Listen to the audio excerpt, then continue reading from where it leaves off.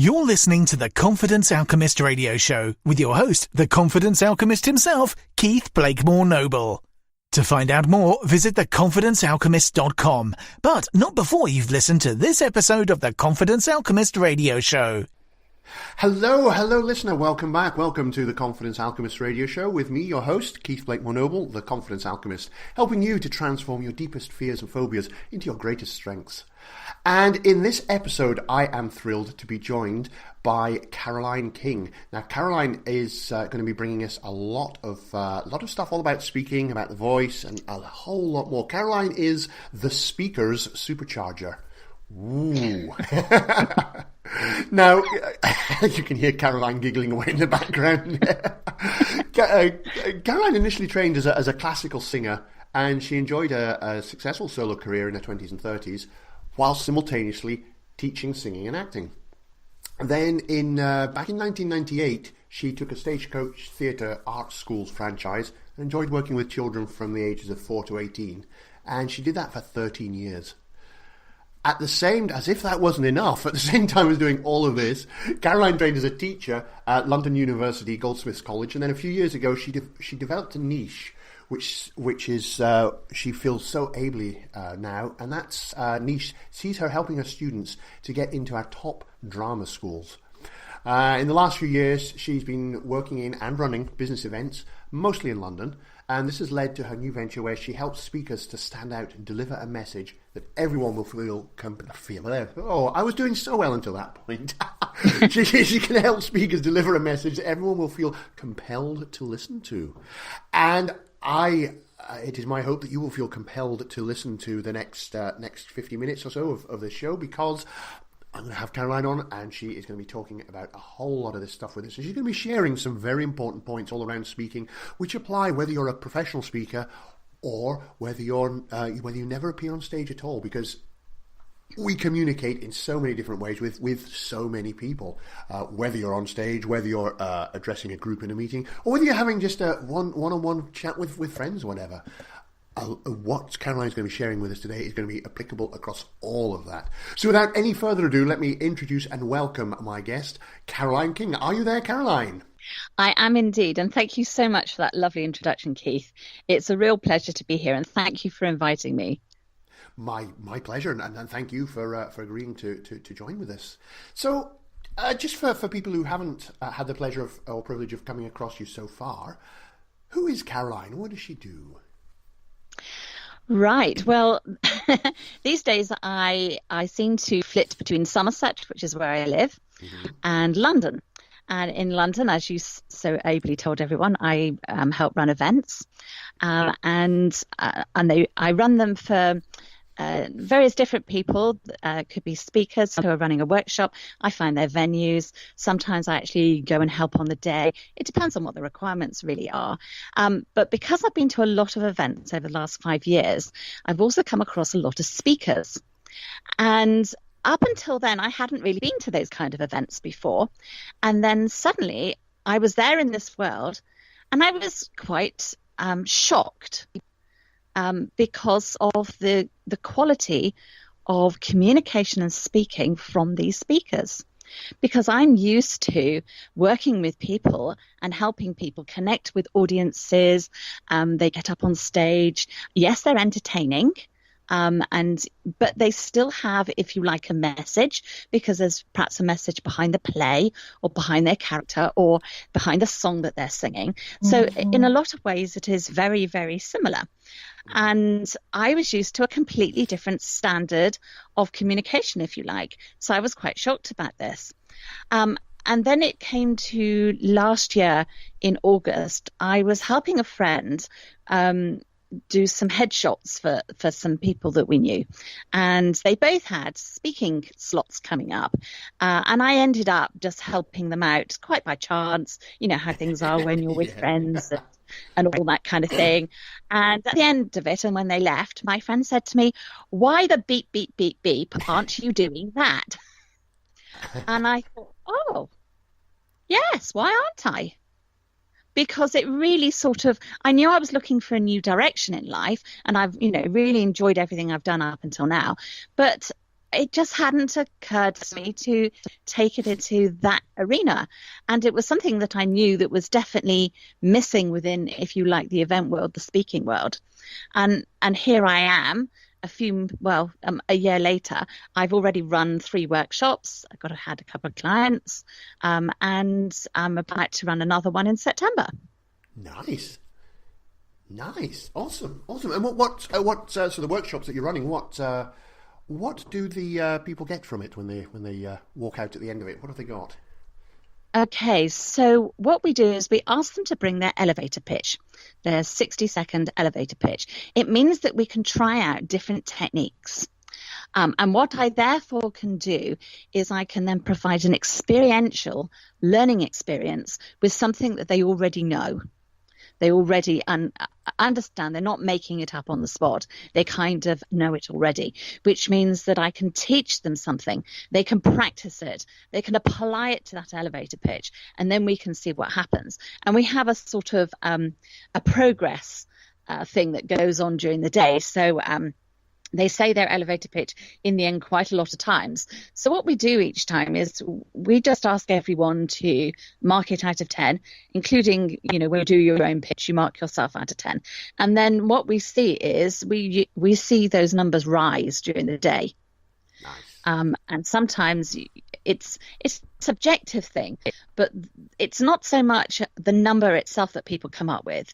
It's to do with the progress of that number going up. And it always does. I haven't failed yet. No, I don't intend to. Cool. Just for anyone who's not clear, what is an elevator pitch? Well, your elevator pitch is that 60-second time where you get to tell somebody what you do, what your business is about, and how you can help them. Awesome. So it's a really very small amount of time where you get to connect with someone. And I think this is often the problem to do with the speakers I've seen is they are not necessarily connecting with their audience very well. And connectivity is a really big thing. And even if they do, it's not consistent. And so it's about getting that connectivity and that consistency going. Got it. So how does one get the connectivity with one's audience? Okay, so I think it's a number of different things. And what I do is I try and work with how we as human beings work. So I don't see any point in necessarily doing odd ways, for example, and I'll come back on what I mean on that in a moment, to therefore, because the brain doesn't like it in that way, we must keep it going in that way because that's what presenters do. So what I've come across with people is that if they think they're presenting someone, it's like they put on the presenter's hat and suddenly they put on this presenter tone of voice, and then we don't get much of their personality coming through. Often it flattens out the tone and variety in the voice and things like this. Now, you see, the brain isn't set up to listen to flattened out tones. It's not set up to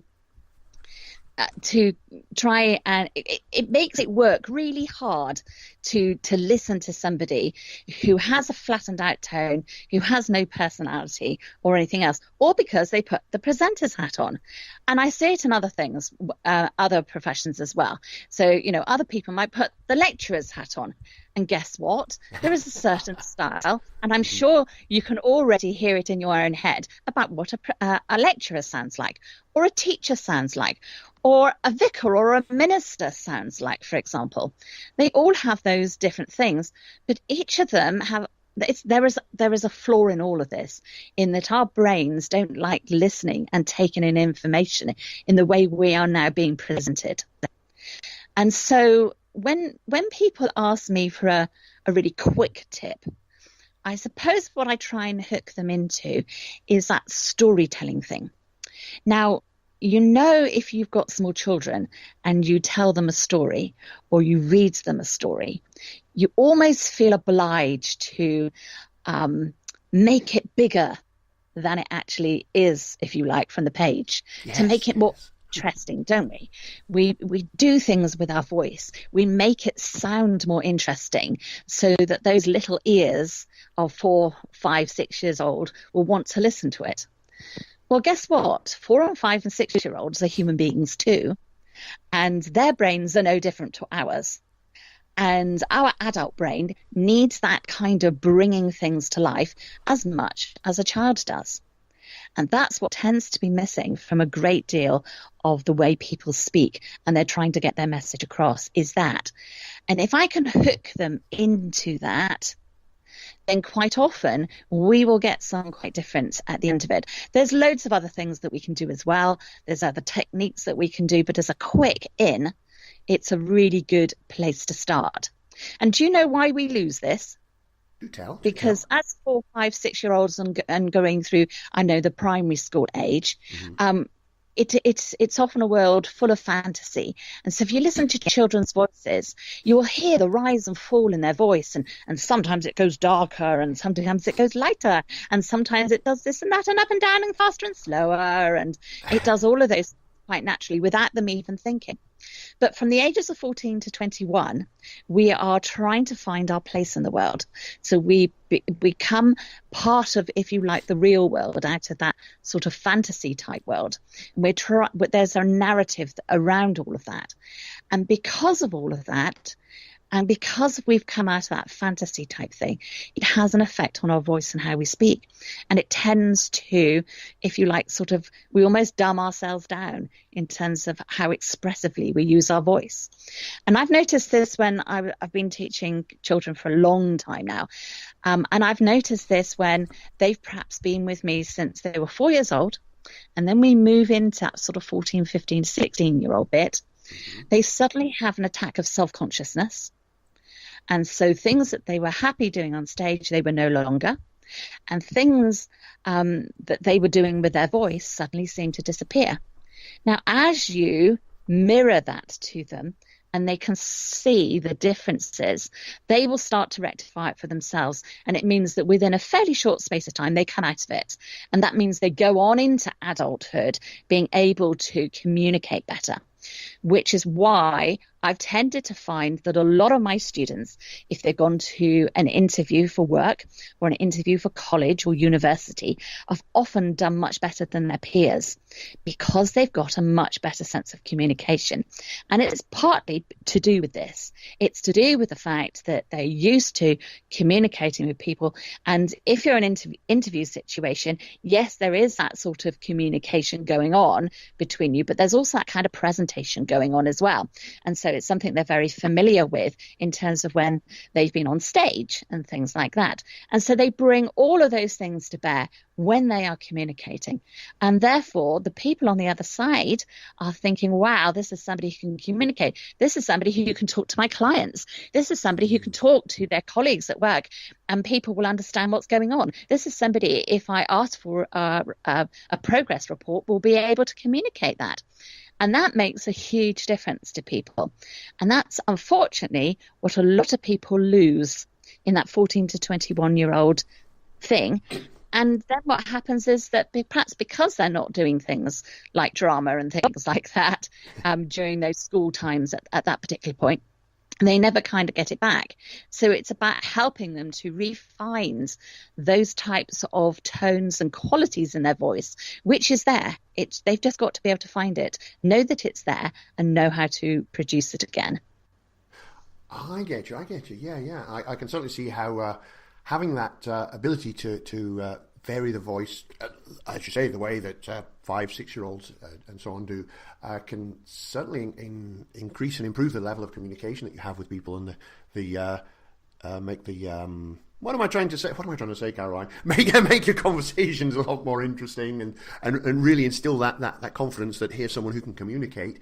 You, as you said, you work with children and teens to help them do this. Is this something that you can kind of only do when you're that age, or could anyone, could someone even my age, for example, start to develop these techniques and really start to improve their communication? Absolutely, because it's it's already there in you. It's just about you refinding it and now putting it to work for you. So it's there all the time. So I'm very aware that when I'm speaking to somebody, I perhaps have more sort of different tones and ups